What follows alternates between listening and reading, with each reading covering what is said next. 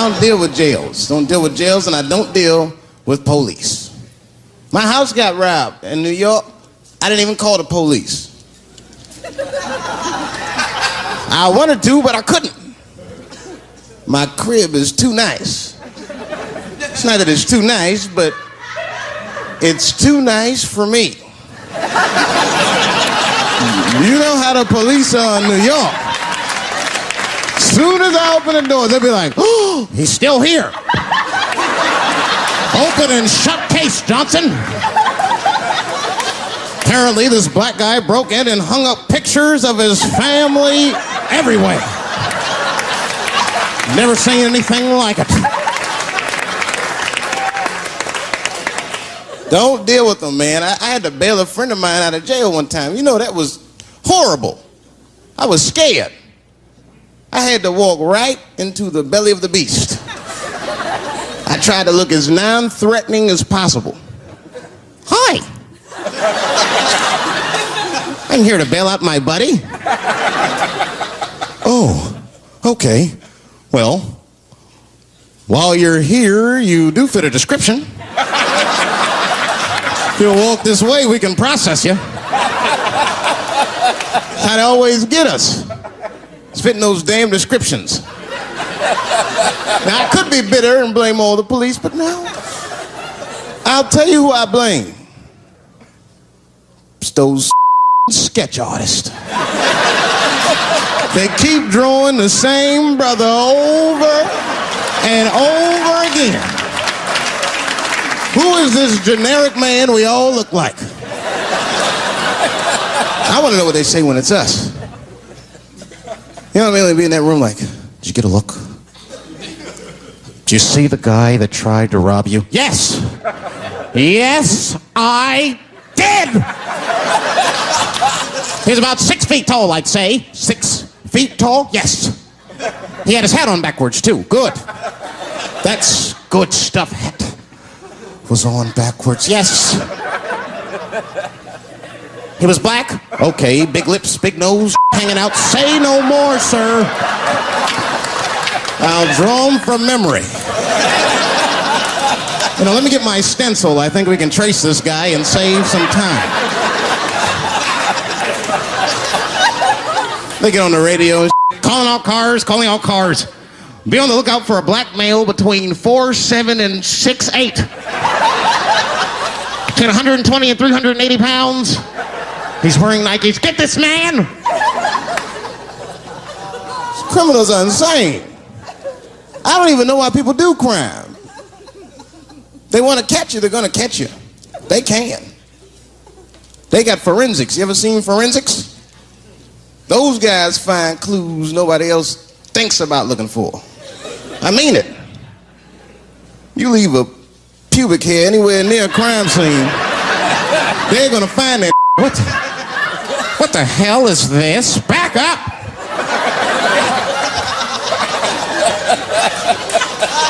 We got a match. Then they look at the pubic and tell all kinds of information. Looks like there was a struggle. Time of death 307. It's amazing. I saw him get a dude one time on court TV. It was embarrassing. It was a sexual assault case. I knew the defendant was lying. I could feel it. He defended himself too hard. He did. His answers had nothing to do with the questions. They're completely irrelevant. They asked him easy questions. Were you anywhere near the crime scene on the night of the incident? Mother, I told you I worked at Burger King. He was like,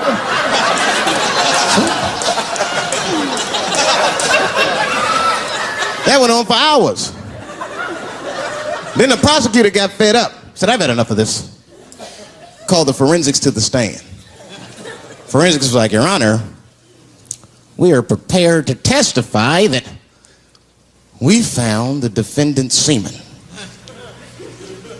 under the stove. I said, God damn.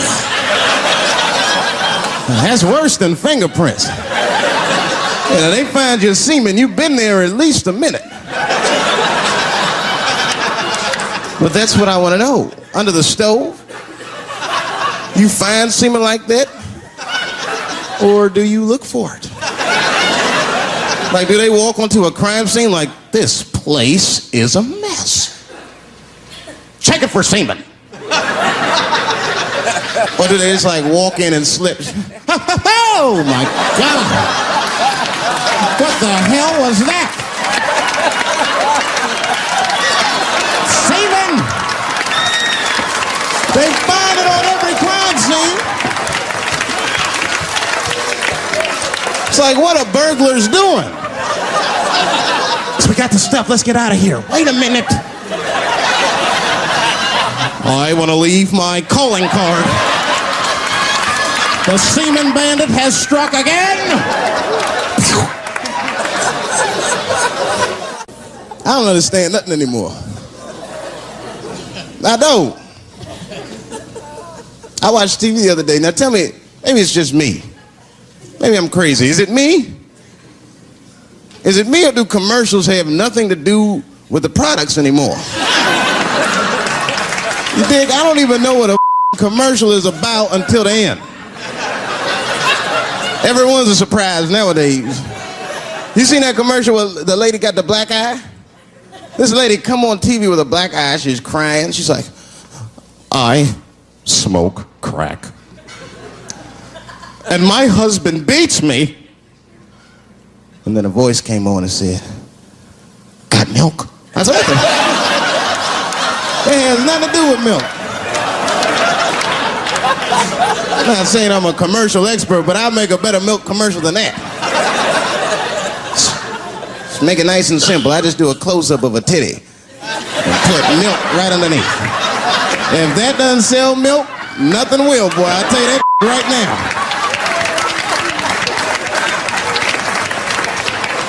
It's 1997. Titties are industry in 1997. They are. I know they are. I'm a customer. I went to a titty bar last week at 3 o'clock in the afternoon. Now that's bad. That is bad. Because it wasn't like I was out. Said, let me swing by the titty bar. No. No, I left my house specifically to see some tits. Can't judge me, there's breast in there. It's just what men do. If a guy runs up to you on the street, it's like, hey, don't go in that building. There are naked girls showing their breast. Be like a white dude in a horror movie. I better investigate.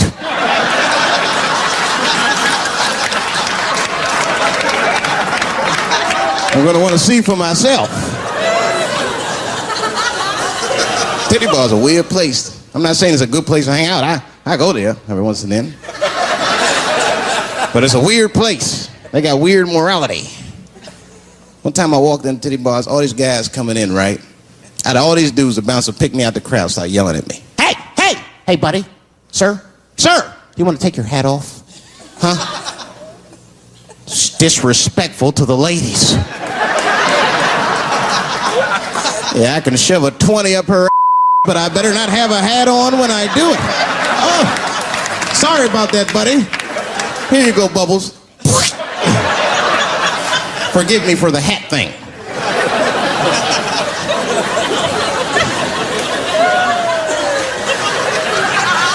You know why those bars are so popular now? Is because men don't know how to deal with women in reality. So sometimes we got to take the fantasy road. The reality of the situation is very grim. Women have made a lot of progress in a short period of time, man. It's changed everything.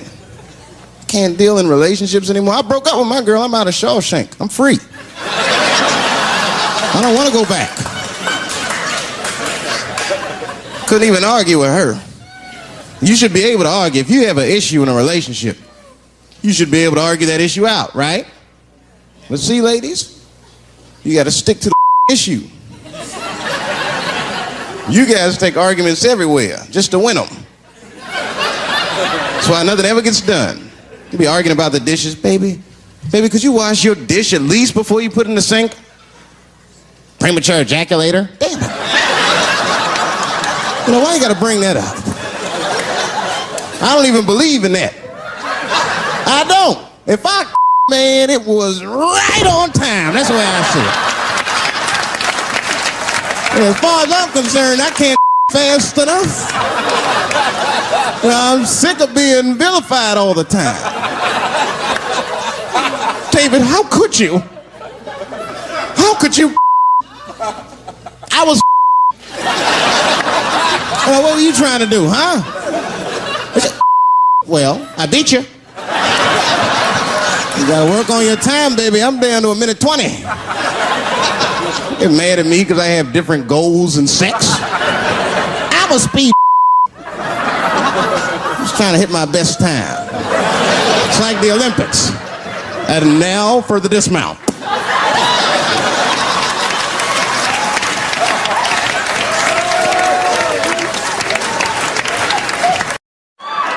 They got a real live paparazzi. I see you. What do you think I am? What do you think is a game? Watching out for the media. I'm like Bigfoot, nigga. When people see me, they freak the fuck out. Even other celebrities get surprised to see me. Hey, thanks. Come on, you only got 10 minutes. God damn. So, no, it's good. I don't have any material. That stuff's for pussies. Every time I see this backdrop, I think about Kramer fucking up.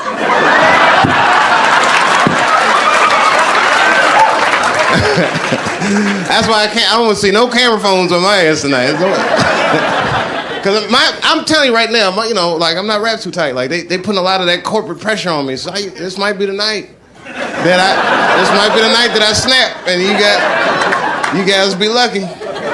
It's like having tickets to see Siegfried and Roy the night that tiger bit that motherfucker's throat. He's like, I was there when that Chappelle freaked. I was there. Because that's why we really go to the tiger show, right? You don't go to see somebody be safe with tigers. You go thinking in the back of your mind, like, this nigga might get bit. I'd like to see that in person for $35 if I could. Never seen somebody get bit by a tiger before. Only $35. That's fucking hilarious. I'll tell you the truth. When I seen Kramer's tape, I learned about myself. You know what I learned? I think I'm only like 20% black and 80% comedian. You know what I mean? And black dudes can relate. You know what I mean, bro? Like when you saw that shit, he was furious, right? Black dude was like, Kramer, you motherfucker. Like, I was hurt. And the comedian in me was just like, whew, niggas having a bad set. Hang in there, Kramer. Don't let him break you, Kramer.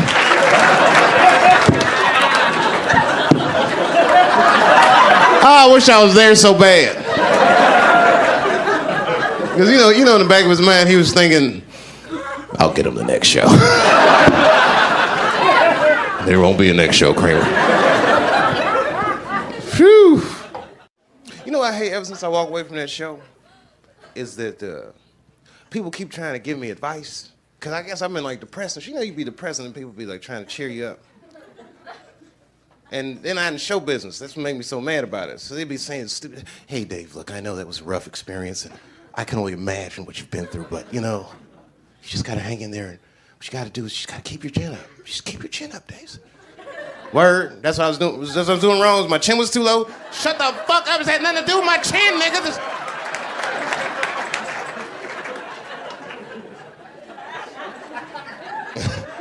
Fuck is it? Keep your chin up. What kind of shit is this? See niggas walking around show business. Oh, I know.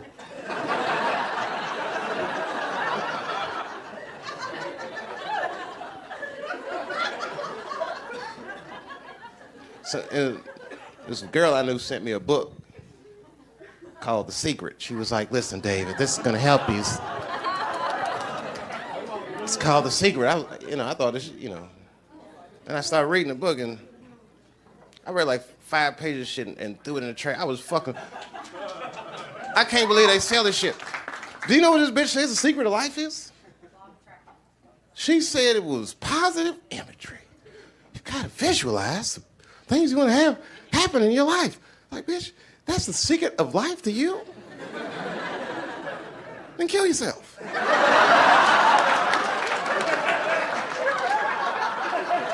gotta mean more than that. Positive imagery. The bitch fly to Africa and tell one of them starving children that shit. What's wrong with you? I have not eaten in 5 days.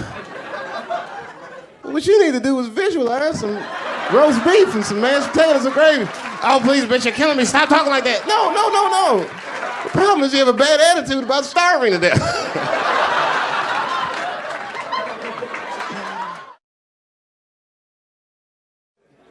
I'm one of those people that's so smart that I'm uncomfortable in this world. And I'm scared to live. I'm not scared to live, but it's scary out here. God damn.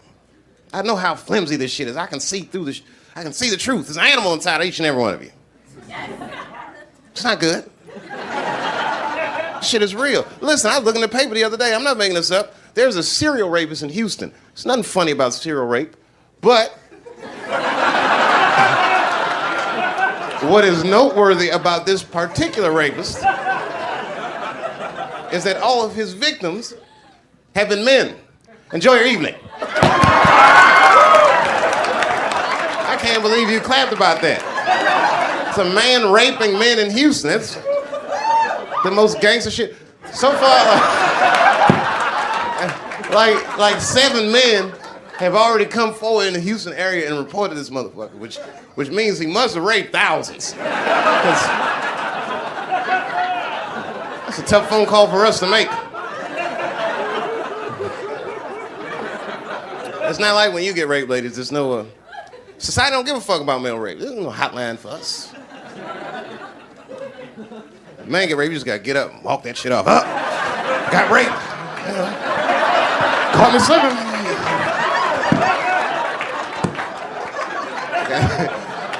You gotta take that shit to the grave.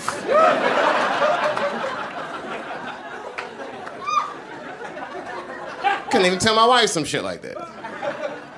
Come home, all disheveled and shit. Hey, where have you been? It's 3 o'clock in the morning. Out fucking another woman. Just go back to sleep, okay?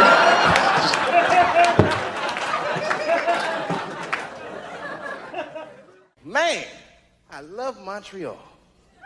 I do, man. Yeah, man, I was hanging out in the black community today. Both of those guys are great. We got along. I got lost today in Montreal. The police helped me find my way. The police helped me. See, I just got back from Los Angeles. Let me tell you something. LAPD overreact to everything. You ever see them in action? Just, oh my goodness.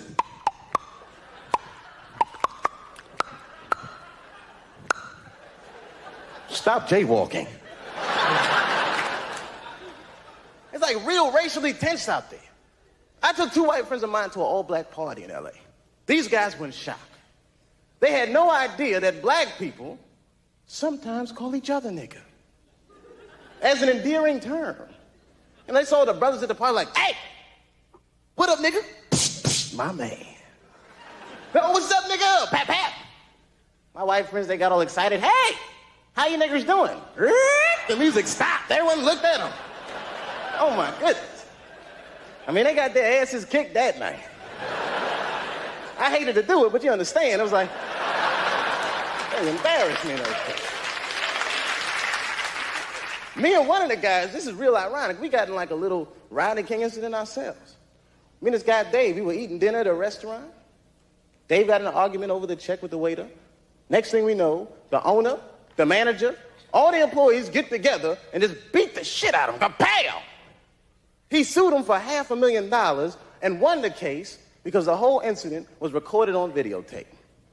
Sounds amazing, right? That's why me and my buddy Dave always carry a camcorder with us. Because you never know when a Kodak moment might pop up, you know. We'll be hanging out and be like, all right, Dave, go ahead, I got you. You ready, man? Go ahead, do it. All right, just be ready. Hey! Officer! Kiss my ass. What? Uh-oh. Roll them.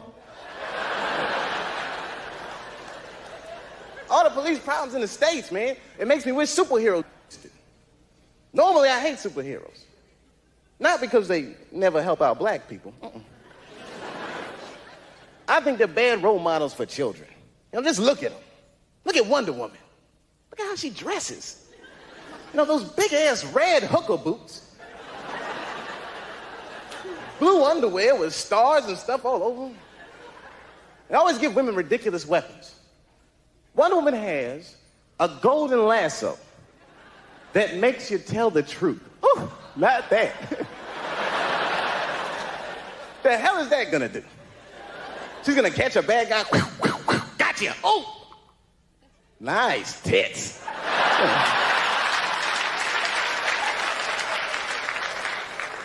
Superheroes never fight crime in black neighborhoods. No, I would love to see Batman in a black neighborhood. I can see him there. He just, Robin. Yes, Batman. Didn't we park the car right here, man?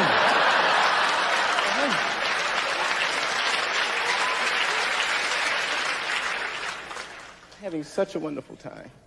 You know, folks, any of you guys ever do this? I got in a little trouble when I was coming into Montreal. I walked to that little x-ray thing at the airport and said a joke about having a gun. Don't do that, y'all.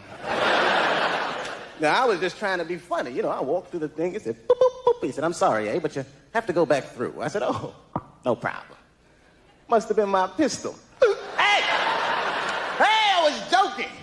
I mean, he was ready to kill me, man. Pulled his gun out and stick out all that shit. But my buddy Dave had the camera rolling. Peace, everybody. I'm out of here. It feels good doing stand-up again. I took a year off from stand-up. Not that I don't like stand-up as much as I just don't like microphones. I'm sick of talking to them. I mean, I used to work at Burger King for 6 years. I didn't work the mic. I worked the grill. A guy named Steve used to work the mic, and I thought he was just a pain in my ass. He used to, every time someone orders something, hi, how are you? Could I have a Whopper with cheese? Sure. A Whopper with cheese? You son of a bitch, I'm right behind you. Just turn around and ask me for a Whopper. You know, Canada's nice. This is kind of like a kinder and gentler America, in a way. Even like the police are nicer. I'm not gonna say they're nice, I don't know. But they just smile at least, you know? I've been to jail before, twice, not as a prisoner. One time was from childhood. I was suspended from school 23 times during February. I wasn't bad though, I was just mischievous. I got hold of all my teachers' home phone numbers. At the time, I thought it was funny. I was calling in death threats. I know that's bad, man. You know, my English teacher, Mr. Johnson, I called him up. He was all nice on the phone. Hello? Johnson residence. Is this Mr. Johnson? Yes, it is. And who might this be? You're a dead man, Johnson. Who is this? Shut up, punk! You're gonna die. Unless you change Dave Chappelle's grades. I don't know how he caught me. After that, they put me in a program called Scared Straight. Have you ever heard of this?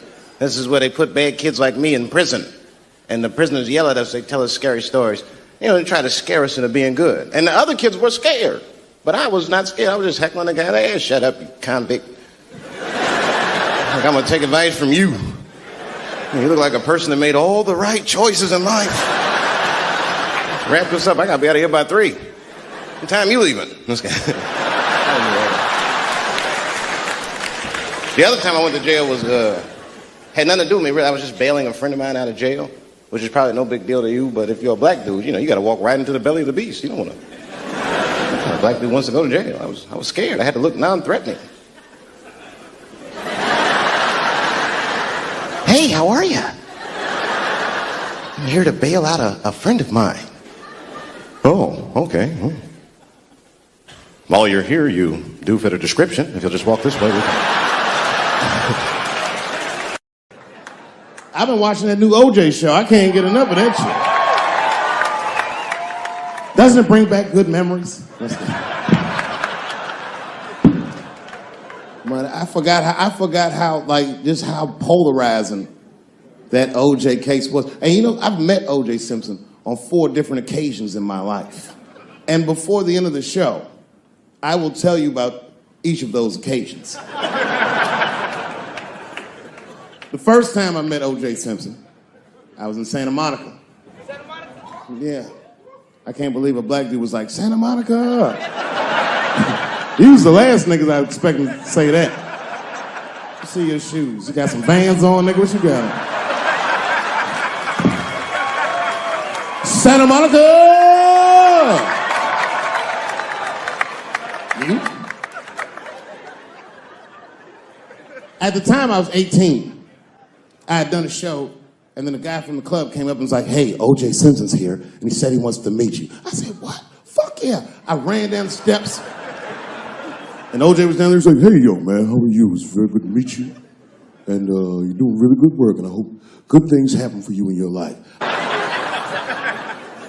Standing beside him, well, I don't know the nice way to say this, his soon-to-be slain wife. Ladies and gentlemen, man the fuck up or you're not gonna make it through the end of this show. Just man the fuck up. She's dead, you already know, we know what happened. We don't know who did it, but we know what happened.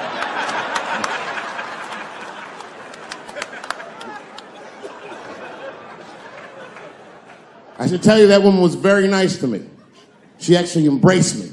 She said, I think you're adorable. And she hugged me. She goes, good luck to you. And she held me for a long time. And I whispered in her ear, bitch, are you trying to get us both killed?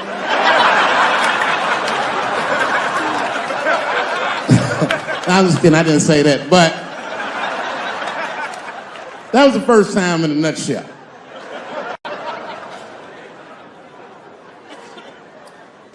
It's good to see so many different people here from so many different ethnicities. Very diverse crowd. Looks like you thought Bernie Sanders was gonna come out in this motherfucker, but surprise, it's me.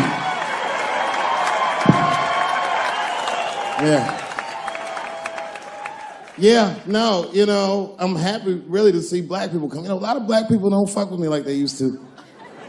But there's a lot of reasons, there's a few reasons you don't see black people at my shows. One is because obviously black people have slower internet connections. I mean, that would be my guess. I don't know what. Actually, my own actions drew a wedge between me and the community I hold so dear. A couple of weeks ago, I was supposed to be in Flint, Michigan for a charity benefit that was supposed to raise awareness for the appalling condition of the water in Flint. I don't know if you know this, but the water in Flint is fucking poisonous. It's actually making people sick. I mean, Hollywood people like, so what? At least they have water. This water's fucked up. So a lot of black celebrities flew into Flint, and they did a tremendous charity benefit, and I was on the schedule to appear.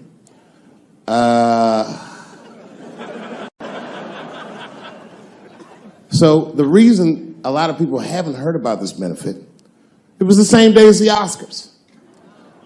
Right, I know. So I was on my way to the airport to go to Flint, and then Chris Rock calls me and is like, hey, Dave, I got a ticket for you for the Oscars. Can you make it? And I was like, sure, nigga, I'm on my way to the airport right now.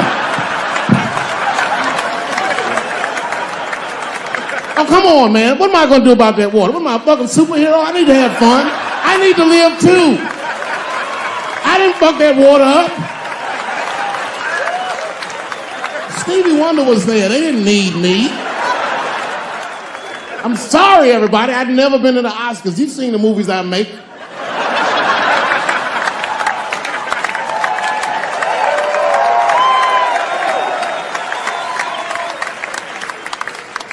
I was excited as fuck. I knew I was going to get in some trouble because when I was walking in the red carpet, the black press came after me.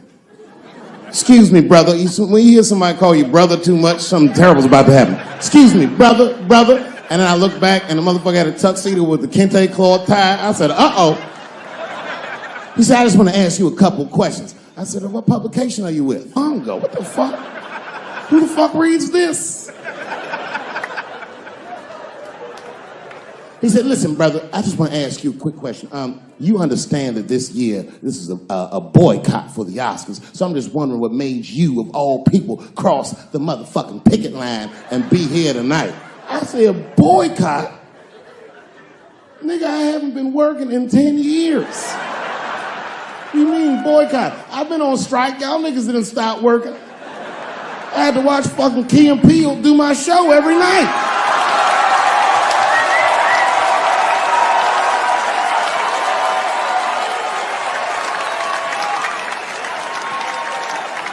Fuck the Daily Bongo is what I said. I went to Oscars and had a wonderful time. I went in that fucking green room. It was filled with so many stars, I couldn't even believe what I was seeing. Hollywood was seducing me all over again.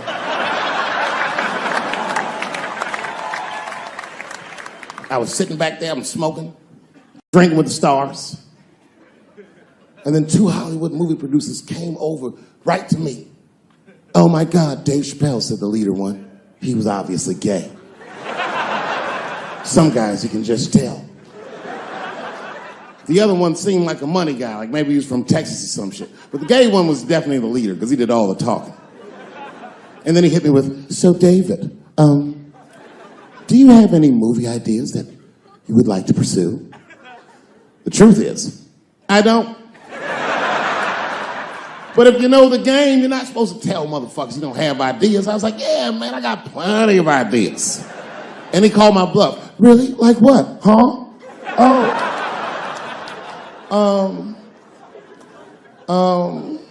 And then I just started making up shit that I thought maybe he'd like to see. I said, I have a superhero idea. He goes, really? I go, yeah, he's a gay superhero.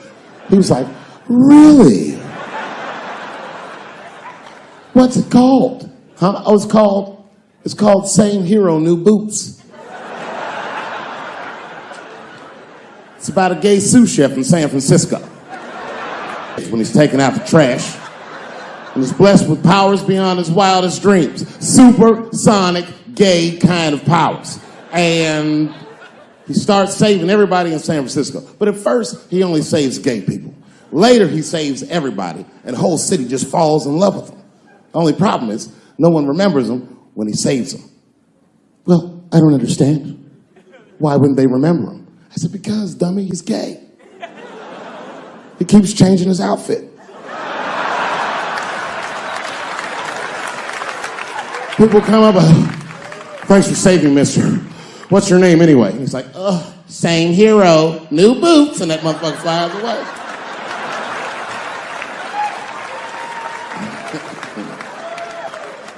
He's like, I like it a lot. The Texan didn't like that shit at all. He was upset. That's impossible, gay superhero. I said, what? Well, I have others. I have a superhero you love because he's stronger than Superman and he fights for truth, justice, and the American way like Superman, but more than Superman. He beats up Mexicans for no reason.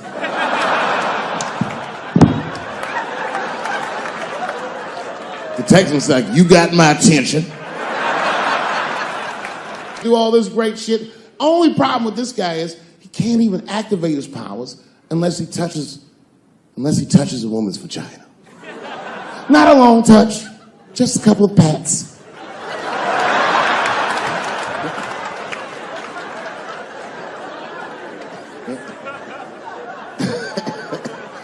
He said, well, what's the problem with that? I said, well, the problem, sir, is that our hero is he's not a handsome man.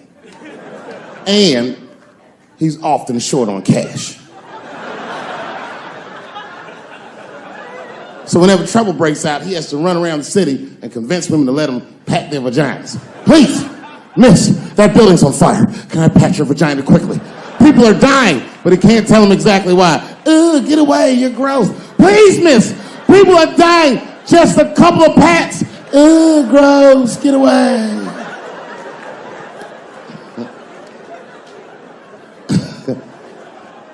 So he rapes them.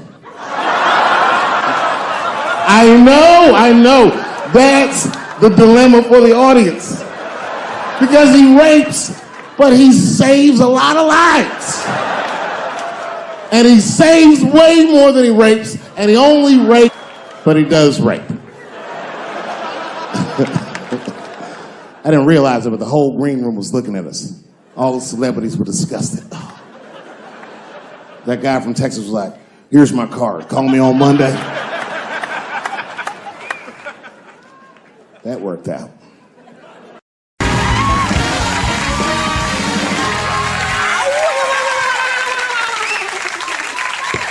All right, everybody, we are back. My first guest is the star of the Comedy Central series Chappelle's Show. This Saturday, you can see him in his Showtime special, Dave Chappelle, For What It's Worth. Please welcome, hottest guy out there right now, Dave Chappelle.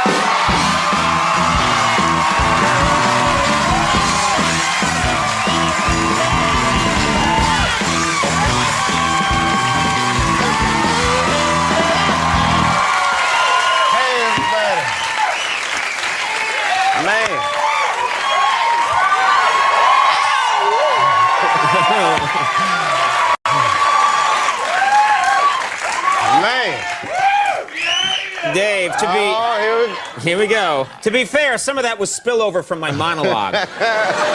Show some love. Dancers ready. I got nothing tonight, buddy. How are you? I've been. You know, when I wear that shirt, I don't get away with it. You know what? Hi, everybody. Yeah. That's right. How are you? I'm great, man. You're great. You're doing it's just amazing. First of all, I'm blown away by what's happening to me this summer. It's been incredible. Yeah, and I don't want to embarrass you, but that's part of my job. You made this deal everybody's been talking about, and no one deserves this more than you. Sometimes people in show business make these deals, and you think, that's scum. But, Eric Estrada, what? I'm after Estrada. He's getting away with murder. But no, but you made this deal, Comedy Central, huge deal, $50 million deal. Everybody's talking about it. What are you going to do with that money? How has this changed your life?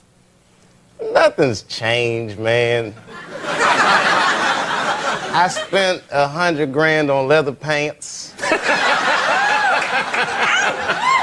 But you were probably doing that before. I mean, yeah, it's all the same. I've been giraffe shopping with the Jacksons. But other than that, it's just the usual stuff. It's just that my old friends aren't into giraffes like I am now. Right. They can't keep up with me. They can't keep up with you. It's just a difference. What about offers to do movies? You know, I mean, I know you've done movie work before, but now you're this hot, the phone's got to be ringing off the hook. It's funny, because before I wasn't getting any movie offers, and now I get a lot of offers for, like, bad movies. Mm-hmm. Like those Planet of the Apes type roles. What? You saw that movie Planet of the Apes with Mark Wahlberg. The remake, yeah. Well, yeah, they're both racist to me, man. Like, the first one was like, you know, just get your damn dirty ape hands off me. I'm like, oh, come on, what are you really talking about? Or like, and then I see the new one, I'm thinking, this is a more progressive time, this will not be as racist. And then they had the apes was setting the dinner. Yeah, I'm not even making this up, they was eating watermelon. I was like, oh, come on, man. So the apes was eating watermelon. And then, like, later on in the movie, they're running from the apes and, like, running in the water because the apes can't swim. Which is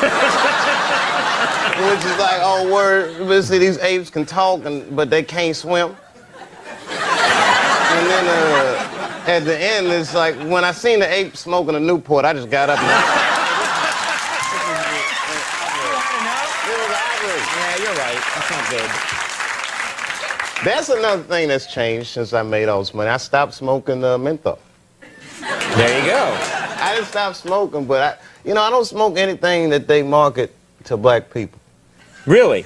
That's where the poison is, as far as I'm concerned. I can't make it that easy, baby. I keep them confused. I'll smoke stuff like Virginia Slims. I look at the box like, nobody's gonna hurt this white woman. Give me 2 packs of Virginia Slims. It's not right. Smoking is bad, everybody. Kids, if you're watching, don't smoke. But it's pretty funny to talk about. Yeah. Now, I don't want to pry, but I'm going to take a shot at this. Who are you going to vote for in this election? You know, it's funny. I was really into Kerry. Mm-hmm. Then when I got all this money, now Bush is looking a little better now that I got this money. I'm torn. It changes. I mean, I'm black, yet I'm rich now, so I just, oh, the feelings I have inside, I don't know. Oh, What are you gonna do? which one of these white people gonna take care of me? You're gonna be in that voting booth with your Virginia Slims, thinking about it. In my leather pants and ascot. Giraffe's gonna lean in. Hurry up! Let's go. Now, are you gonna be a charitable person now? Is this gonna, you know, and maybe you were before, but do you think you're gonna try and help the people around you? Well, since I've joined the Republican Party, no, I'm not. That's good. That's good. They'll take care of themselves. Nah, man, I'm pretty charitable. Matter of fact, there was a guy that used to live in front, and he wasn't even, I shouldn't say lived, he was homeless, obviously homeless. He used to stand in front of my apartment. And one night I was coming home from shooting late, and I saw him, it was cold out, he's shivering. So I just gave him $20, which is something I didn't think about. Just get something to eat, man, whatever. And he was so grateful. I'll never forget. He was just like, thank you, brother. This means a lot. I'll never forget you. And people say that all the time. This guy never forgot. As a matter of fact, he came to my house every day after that, knocking on the door. He's like, come on, man, I just need some money. I could get something to eat. And he's shivering. I'm like, come on, dog, it's July, for real. What you want? He's like, I'm hungry, please. So he's hungry. I'm not going to turn away a hungry person. And I'm like, well, what are you trying to eat? He's like, what? A burger. I need a burger. But I'm like, I need more information. Do you want cheese on it? Do you want fries? Different burgers cost different amounts, right? I need to know how much money to give. He's like, I want some crack, okay? I want some crack. Maybe some fries too, but mostly crack. You were wasting the guy's time. He had business to do. I felt bad, but then I'd see him and I'd try to like encourage him, like, you know, when I'm coming out, like, you can beat that crack. And I guess that's like an annoying thing to say to a crack addict, because he's just like, all right. Easier said than done. Thank you very much for that encouraging word. Until you mentioned it, it never occurred to me. Now, I can't believe this, but you were invited to go to the Republican convention. That's true? Well, no, kind of. What happened was I was doing that Anderson Cooper show. Right. So Anderson was tied up at the convention. He's like, can we come interview you on the floor at the Republican convention, which is too much attention for me. I mean, any black dude that walks in there is going to have a million cameras on. If Bigfoot walked in at the same time, they'd be like, Bigfoot, so Dave Chappelle at the... Bigfoot is taking a seat with the Colorado delegation. And Dave Chappelle's a black person at the convention. Now, how are your, and again, this is about your life, but I know you got two boys. Yeah, man. These Did guys... I just you act like I just reminded you. Yeah. No, man. Oh, yeah. Those Yeah. guys, man. I hope y'all are watching. Y'all should be asleep. But, How are they? How are they doing? they're great. My oldest son just finished his first year of school. If you want to call it school, I mean, he's like 4. So I don't even know what they're learning. I went to one of, you know, those parent-teacher conferences, which I was nervous, because if they say anything less than he's incredible, then I'll get mad.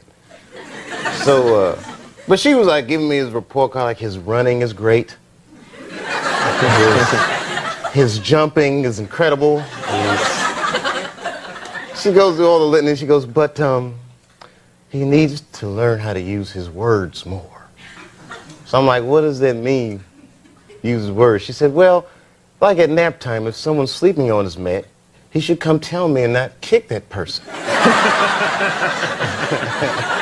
I was like, what you think I'm raising, a snitch? Kick him, son. You guys want to get some help? The kid's doing the right thing. That's right. I'm trying to get him to keep it real, you know. Keep it real. Yeah, man. I don't Good. want no son to come telling everybody to do something. Just kick him. Kick him hard. Yeah, he'll move. Just kick him. All right. Well, Dave Chappelle, For What It's Worth, premieres Saturday night at 9 on Showtime. And you know what? No one deserves all the success Man, more than this guy right here. Dave Chappelle. Keep going. Rose Byrne. Coming up, we'll take a break. We'll be right back. That's funny. I have...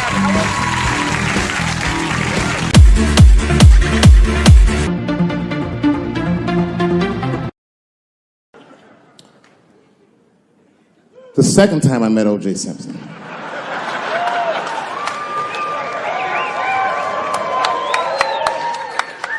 Was right after the trial of the century. There I was, now a young man of probably 23. O.J. Simpson was the most famous or infamous face on planet Earth. I was in a restaurant in Beverly Hills with my agents. I wasn't alone in the restaurant, but I was alone. I was the only black person in the restaurant. And in the 90s, that felt very uncomfortable. Now I tend to enjoy it at this age.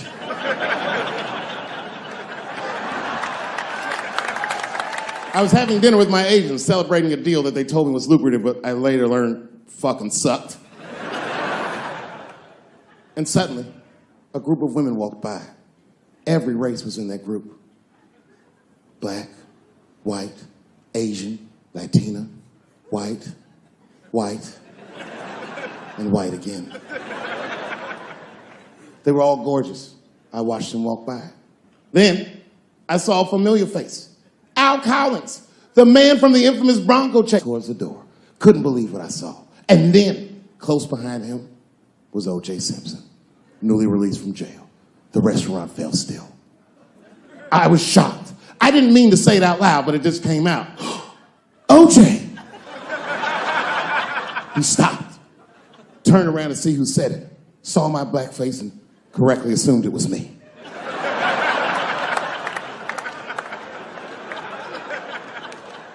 I was sitting in the corner of the booth. He leaned over all the white people I was having dinner with and shook my hand. How are you, young man?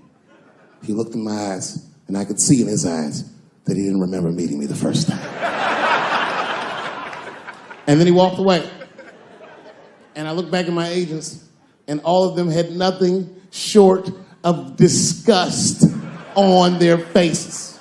And the only one with the courage to voice their disgust was a woman named Sharon, who used to represent me. How could you, she said. How could you shake hands with that murderer? I said, Sharon, with all due respect, that murderer ran for over 11,000 yards.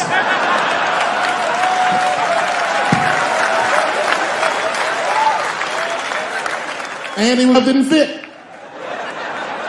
Glove didn't fit. Get over yourself.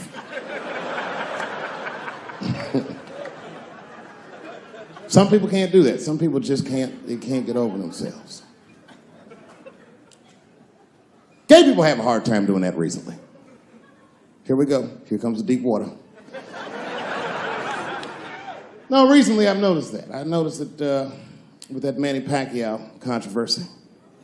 Yeah, no, it was now in the gay community's defense. Manny Pacquiao said some outlandish shit about gay people. Very, very not nice things that I won't repeat, but there was biblical verses and some analogies to animals. Wasn't a good look. Nike took his shoes immediately, which I thought was a little harsh. A little harsh. You know what I mean? Because he's, just because he's Asian. You know what I mean? Fuck, you gonna take shoes off Asian dude to appease a gay dude. You know what I mean? No? You don't know what I mean. But Asian people kind of know what I mean. No? No Asians in the front? No? No, this is what I mean. Okay, look. Okay, you're an Asian dude. No, I say this with no disrespect. But we're all Americans, right? And we can agree that America has a huge body count all over the world, but nowhere more than Asia. Literally, if you look at history, recently, we have bombed the masculinity out of an entire continent. We dropped 2 atomic bombs on fucking Japan, and they've been drawing Hello Kitty and shit ever since. There's a lot of lady boys in the wake of our bombs. And I know these things because my wife is Asian. She's Filipino. All right, well, okay, so that explains it. Now you know why you see me at all those Filipino events. I'm not there picking up pussy, I'm dropping some off.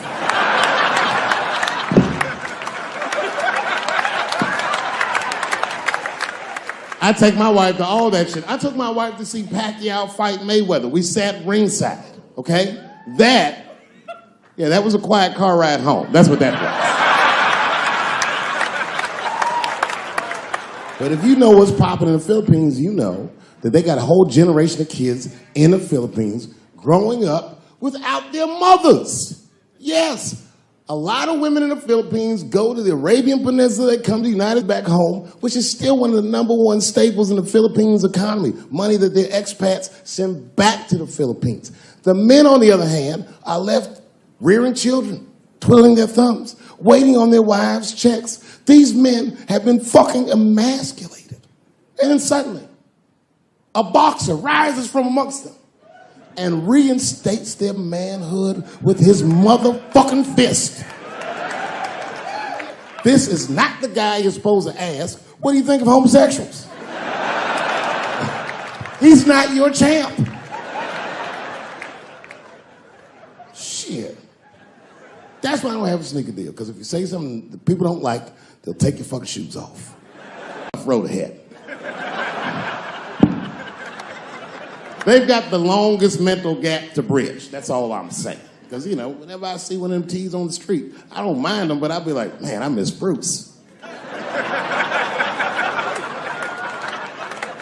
I'm sorry, guys. I'm 42. I remember Bruce Jenner. Before the Kardashians, before all that, this motherfucker was a white American superhero. It was amazing. He was beating Africans at track and field. We'd never seen anything like it. He was on my cereal box growing up. You know how much of that cereal I ate, nigga? I didn't know he was gonna do that.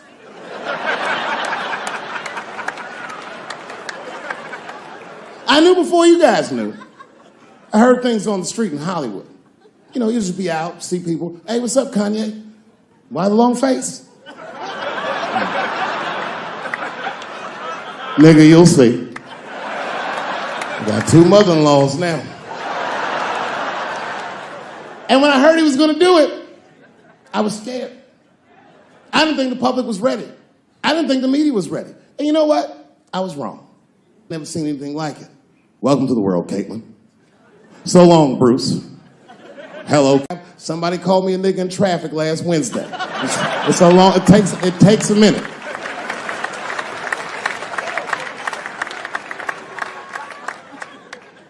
My wife's friend, Stuart, told me that. My wife has a lot of gay friends. Stuart's their leader. She has a lot of gay friends. And I don't like them.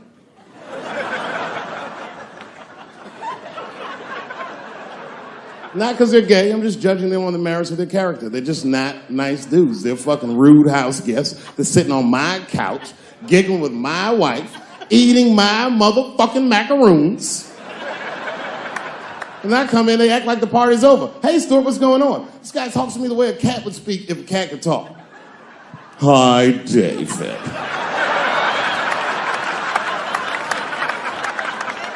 Stuart, what's all the beef, man? What's going... He always wants to have some kind of gay political argument. The last one was about a petition in federal court to take the words husband and wife out of the law. I said, well, why would you want those words out the law? He said, because it discriminates against same-sex couples. I was like, niggas, please save me the semantics. Just trust me, take your chips and get the fuck out of the casino. You're about to side, talk that over amongst yourselves, and whichever one of you is gayer, that's the wife.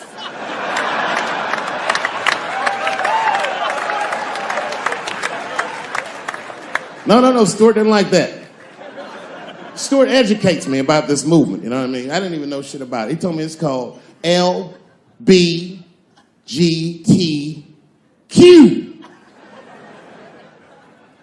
I was like, what the fuck is the Q? Does that even make sense, Q? Turns out Q is like the vowels. That shit is sometimes Y. It's for gay dudes that don't really know they're gay. You know what I mean? Like prison fags who are like, well, I'm not gay, nigga. I'm just sucking these dicks to pass the time. I'm not G, I'm Q. Ugh.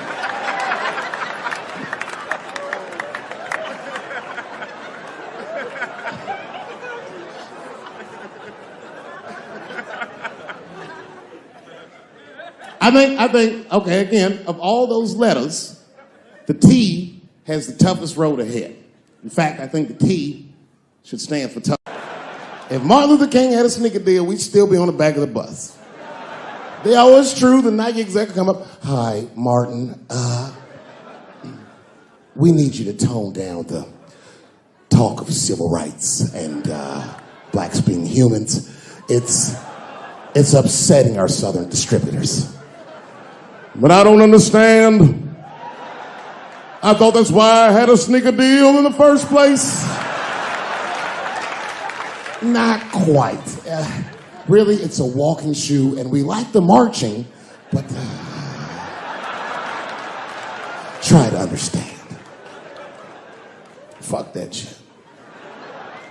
You know, I get it, though. I understand why gay people are mad, and I empathize. You know what?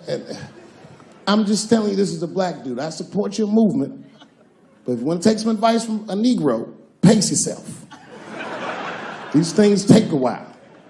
Just because they passed the law doesn't mean they're going to like you. Brown versus Board of Education was in 1955. I was shocked. Is this happening? Wait a minute. Is this a time in American history when an American can make a decision for themselves, and even though other Americans don't understand it, they'll support it and let this person live a happy life? Is this what's happening? If it is, then good for America. That's Dave Chappelle, the American. Although Dave Chappelle, the black American, he was a little jealous. I was like, how the fuck are transgender people beating black people in the discrimination Olympics? If the police shot half as many transgenders as they did niggas last year, it'd be a fucking war in LA. I know black dudes in Brooklyn, hard street motherfuckers, that wear high heels just to feel safe.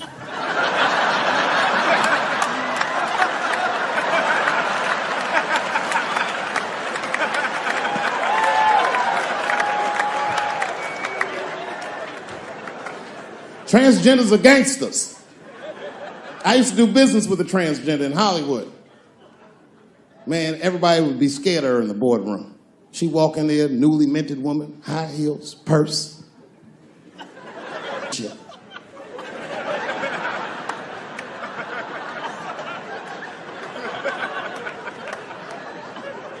And then she walked to the head of the conference table, stare at us all, reach in her purse, and pull her old dick out and throw it on the table. Let's talk business, gentlemen. Ah!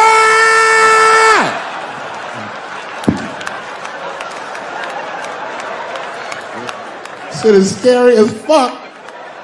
If your best friend pitched that to you, you'd be horrified. Yo, nigga, let's go to the hospital and cut our dicks off and make pussies out of them shits. What? Can't we just get matching jackets or tattoos or something? Sure, that's what you want to do? There's only one way to find out, nigga. Wu-Tang, bow, bow. Let's go to the club and trick niggas into fucking us, yeah. Having this discussion not so very long ago with Jerry Seinfeld, he said that when he's in a situation where he senses that things are not going his way is when all he does is rely on the material. He doesn't worry about anything else. He just goes right on with his material, and sooner or later he will prevail. Do you have that experience? Not at all. No. You still get nervous when you do shows, or this is a piece of cake to you? Well, one time it didn't work out. Yeah, and sometimes it don't work. You know what it's like? And Donnell, you can attest to this. When people ask me, like, do you get nervous when you go on stage? It's like asking a pilot if he gets nervous before a flight. I might hit some weather. Yeah,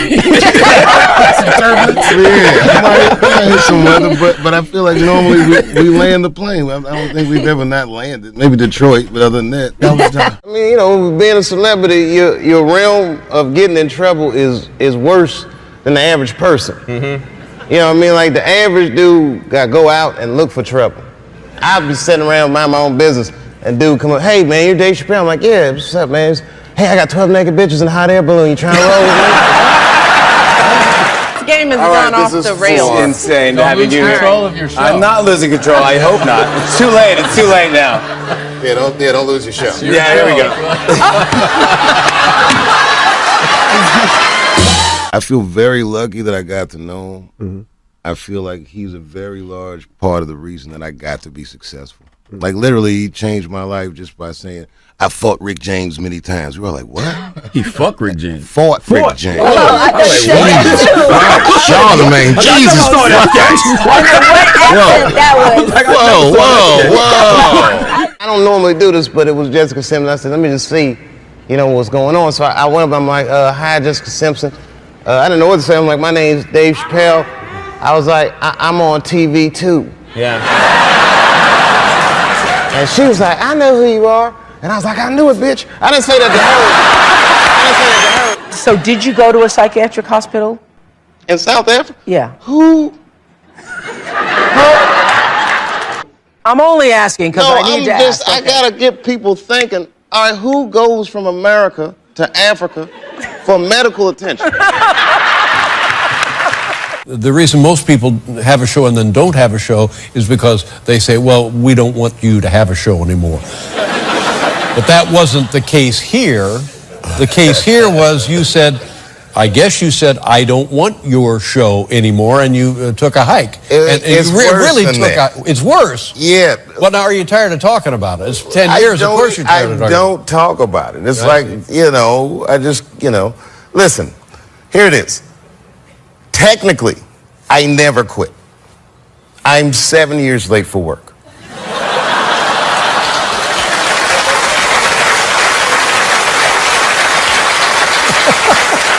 My son was back then. I have another son that's coming this weekend. Oh yeah? Yes, we're gonna have a swell time. Do they enjoy living? Do they enjoy living in Ohio?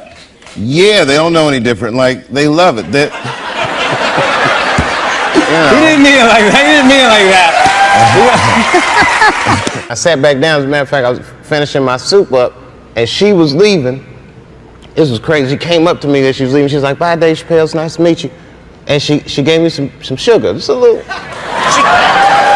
gave you a kiss? Yeah, which was crazy. Cause I opened my mouth a little bit. I was in Portland, Maine. Mm-hmm. Okay. Do you remember that?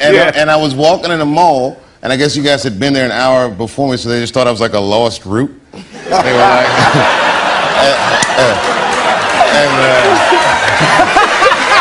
I look at it like this. I'm at a restaurant with my wife. It's a nice restaurant. We're eating dinner. I look across the room. I say, you see this guy over here across the room? He has $100 million. And we're eating the same entree. So, okay, fine. I don't have $50 million or whatever it was. But say I have $10 million in the bank. The difference in lifestyle is minuscule. The only difference between having $10 million and $50 million is an astounding $40 million.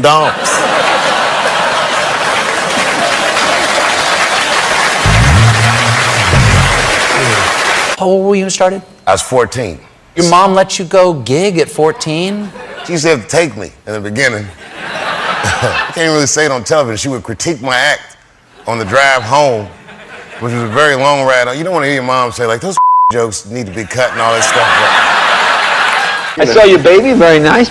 Baby's, how old's the baby now? He's 18 months now. Oh, that's very cool. He can't quite talk yet, but that's what I'm waiting for. Yeah. For him to talk. Yeah. Because when have you ever had a conversation with a guy that lived in your balls, Thank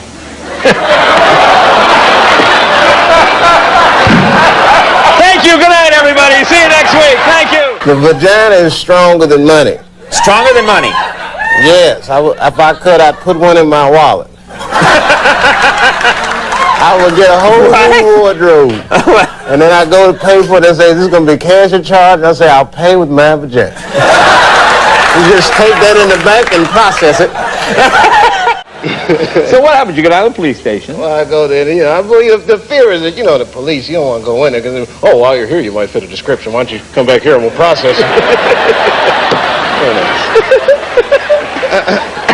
I don't want to get put in the lineup, you know the lineup. I know the lineup, yeah. And especially if it's one of them good lineups where all the guys kind of look like you. You be in the line like, oh my God, they do kind of look like me. Were you actually in the lineup? Oh yeah, I've been in the lineup before. I would try to change my face and stuff like, And a lady actually almost picked me. She was like, wait a minute, this guy, he looks familiar. It's like, Bitch, I've been on television. Be careful, man. You know, I learned about London. I didn't know they called cigarettes fags over there. Yeah, you got to kind of know that before you go. Yeah, I was in a bar and the guy came up to me. I'm dying for a fag. Like, ugh, man. Why are you telling me this? Like, am I in the wrong bar? How old is your baby? Oh, yeah. How old is your baby? She's 2. Oh, okay. She's too old for my baby to fight. To fight? Yeah. What are you talking about? I like baby fights. I like to put them. I like to have them in there with other babies and just mix it up. She's the wrong weight class. The whole Black History Month, I was down south. I know it was crazy. I was scared to go, you know. And I got there and it was not scary at all. It was nice there. Right. And I mean, not to say they don't have racism, but they're comfortable with their racism. Right. You know, morning, nigger. Morning, sir. Boy, that was different. How old were you when you made your first TV development deal? 19. My mother and my grandmother were freaked out. You know, I was the first person in my family not to go to college that had not been a slave. Right.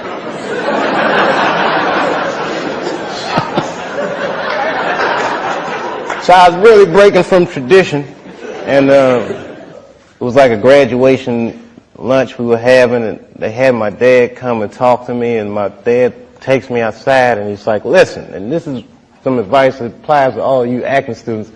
He says, to be an actor is a lonely life. Everybody wants to make it, and you might not make it. And I said to my dad, well, that depends on what making it is, Dad. He was a smart ass kid. Yeah. It depends on what making it is, Dad. He says, what do you mean? I said, well, you're a teacher. I said, if I could make a teacher salary doing comedy, I think that's better than being a teacher. And he started laughing. He said, if you keep that attitude, I think you should go. He said, but name your price in the beginning. If it ever gets more expensive than the price you name, get out of there. Thus, Africa.